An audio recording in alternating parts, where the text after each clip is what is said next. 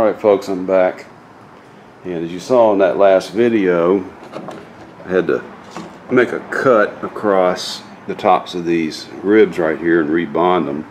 Had to cut away enough material so that I could pull this rail up and pull a bow out of this rail. And like I said in that video, the only thing I can think of is it has to be the heat and the humidity, and probably not so much the heat and humidity as it was just the sudden change, because it went from being 70, 80 degree spring-like weather to hot and humid almost overnight.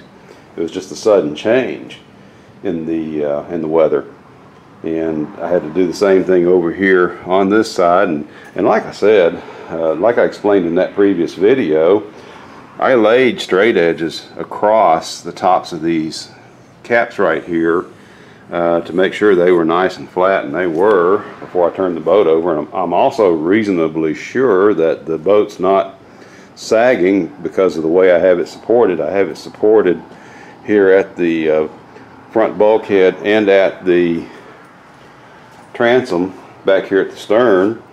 And as you can see right here, I've got these blocks underneath it here on this side, and also on this side, and I have the same thing up front. But like I said, I know it's not sagging or anything here in the middle causing that bow, because you have 3 pieces of plywood running lengthwise, you know, at the keel beam, running all the way full length of the boat. And of course then we also have these stringers off to either side, and you can't see this one that's underneath these panels right here, but I've got 3 longitudinal pieces of plywood running the entire length of the boat. Now if you've ever tried to bend a piece of plywood lengthwise, you would find that to be quite a challenge. And so like I said, I'm sure that the keel beam and the stringers are not sagging or bowing or anything. Plus, I have also checked those with straight edge. You've seen me do that here just in the over last week or so, as I've been planing out the bottom edges of the bottom half of the hull. And I've also been making straight edge checks along the keel beam during that whole process. So like I said, the boat's not sagging. The only thing I can think of, like I said, it's got to be because we had that sudden change in humidity, and it went from just mild spring temperatures to Florida, South Texas type humidity almost overnight, and I think that just had an effect on the wood. But what I'm getting ready to do tonight is to bond my rub rails in place. And my rub rails, this is a piece of 3/8 thick Morandi plywood cut to 1 1/8 width right here, and I'm going to bond these along the outer edge of this cap that I put in place here some months back. And the reason for that, well, I need to have these in place so I can handle these panels that go in right here. It's been a juggling act trying to handle a 14-foot long piece of plywood and trying to get it clamped in 2 or 3 places and get it supported until I can get it clamped. And sometimes, like I said, it's just like a 3-ring circus juggling act out here trying to do all that, because I didn't have anything to hold it in place while I was trying to clamp, get a clamp on it up here and then get a clamp on it back here. I just didn't have any way. My arms weren't long enough, and I didn't have enough arms and legs to hold all that. So I'm going to go ahead and bond.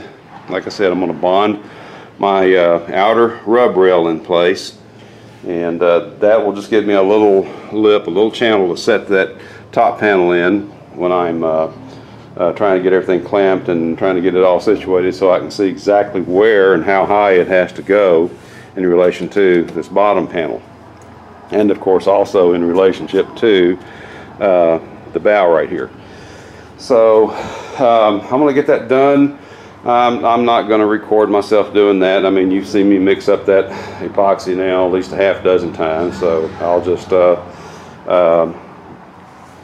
I'll just record another video when I get that done. All right. My low battery alert is telling me my battery's low, so I got to plug this thing in. All right. We'll see you in the next segment.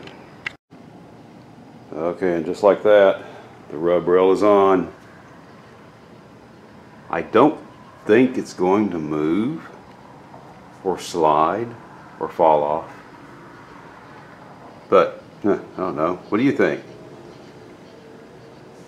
Think that's enough clamps? Or is it maybe overkill?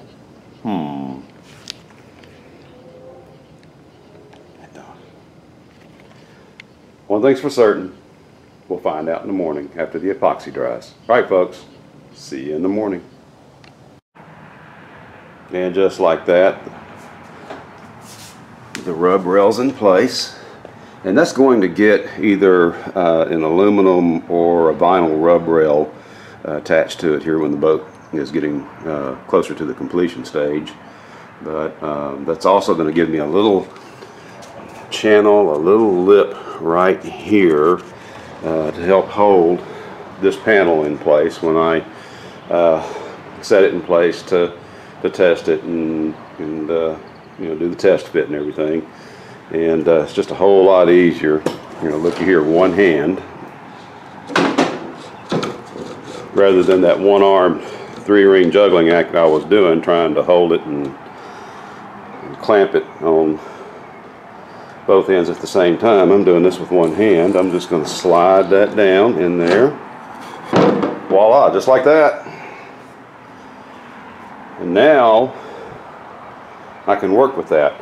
And when I was working these bottom pieces, of course I had this notch right here at each of these ribs to help hold this one up while I was working with it and test fitting it. And so you know, I just needed an extra pair of hands for this top panel, and this rub rail, just bonding this rub rail in place, that just gives me that extra pair of hands. All right, folks, next segment. Okay, just one minor little thing here. As you can see right here, I probably should have stopped the rub rail. Probably should have cut it off right here, right where my finger's at, because the top panel starts to make a curve right there. This is not following that contour, but it's easy enough. I mean, I'll just come in here with my little pull saw and I'll just cut this off and then make a cut across here and just take that piece out. And then when I go to bond in this section of rub rail, then I'll just lay a piece in there that will follow this contour on around. Little stuff. Like I said, I started to cut that off right there.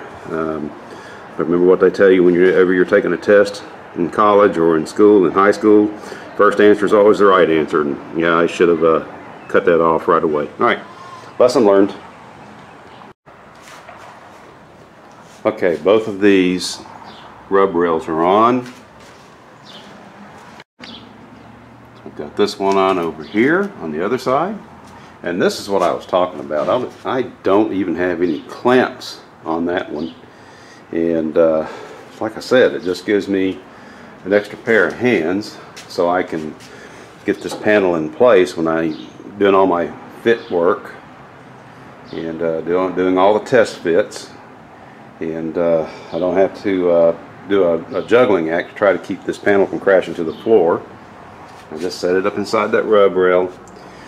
And yeah, I wish I would have thought of that sooner. But hey, I guess you know, better late than never. Okay, I will see you folks in the next segment. Okay, so let's talk about these panels right here again. That's the top half of the side hull panels. I've been working on those for a couple of weeks now.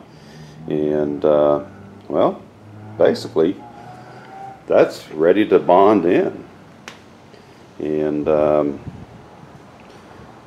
really don't know what more to say about it, other than when I get ready to mix up the epoxy. As you can see, that's going to be an awful lot of epoxy right there, and with this hot weather I'm going to have to take some precautions. And so what I will probably do is just put some ice in one of my ice chests and chill the resin before I mix it up, and just bring that temperature down just to buy myself a little bit more time when I get to putting this stuff down, because I've got to lay in some epoxy right along this overlap right here, and this overlaps by about an inch. It overlaps this bottom panel by about an inch, so that's a lot of thickened epoxy. The way I'm going to do that is I'm just going to use one of those trowels that you can get at Home Depot. It's one of those little trowels they use for spreading thin set mortar for laying down ceramic tile. And let's see, let me just show you the other side just for giggles and grins. I've got this side all trimmed up. It's ready to go on too. And I've got these pieces. Remember I talked about that earlier, how this kind of didn't go according to plan right here. I was hoping that this would, that when I bent this piece around, that this edge would intersect right here at this corner. Well, that didn't happen, so I kind of had to do a little bit of trim work on the top edge of this panel, and then I'm just going to add a piece in right here. Let me show you that. And really, this is just more cosmetic than anything. It really doesn't add any strength, but it's just, well, it's just for looks. And that'll just bond in place right there. This is going to be covered with fiberglass anyway, so once I get the fiberglass on it and get this painted, I'm not going to know that that's two pieces. So that's about it. I'm not going to bond this in place tonight. It is kind of late, and so I will probably do that here in a couple of days. So I'm going to wrap this video up for now, and go ahead and get this one uploaded, and start my edit work and all. And like I said, I'll start getting this uploaded to YouTube. So we will see you in the next video. Actually, we'll see you in the next segment. Okay folks, I'm going to wrap up this video. That'll do it for this one. My devotional tonight is going to be a little bit shorter than usual, and that's because it is still over 100 degrees out here in the garage where I normally record all of these. It's 10:30 at night and still over 100 degrees. It's just that time of year in Texas. It is hot, and the last 3 days have been just absolutely brutal. But the passage that I want to read to you is from the book of Ecclesiastes, chapter 12, and it begins at verse 13. It's actually the last two verses of that book, and chapter 12 is the last chapter of Ecclesiastes. But Solomon wrote, "Fear God and keep his commandments, for this is the duty of all mankind. For God will bring every deed into judgment, including every hidden thing, whether it is good or evil."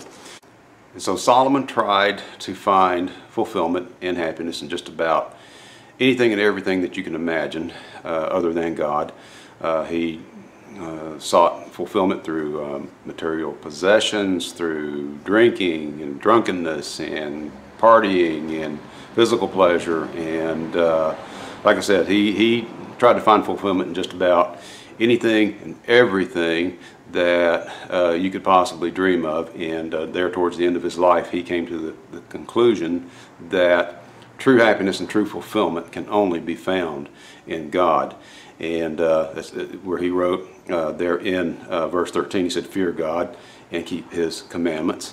Now that phrase, "fear God," as it is taught by many modern day churches, it has, let's just say, it doesn't mean what a lot of modern day churches are saying that it means. It does mean something entirely different, but that is a topic for another discussion. I'm not going to get into that tonight, but I do have a lot to say about that, and I will discuss that in a future devotional. But for tonight, I do thank you for watching, and appreciate each and every one of you for taking the time out of your day to click on this video. And until next time, to God be the glory.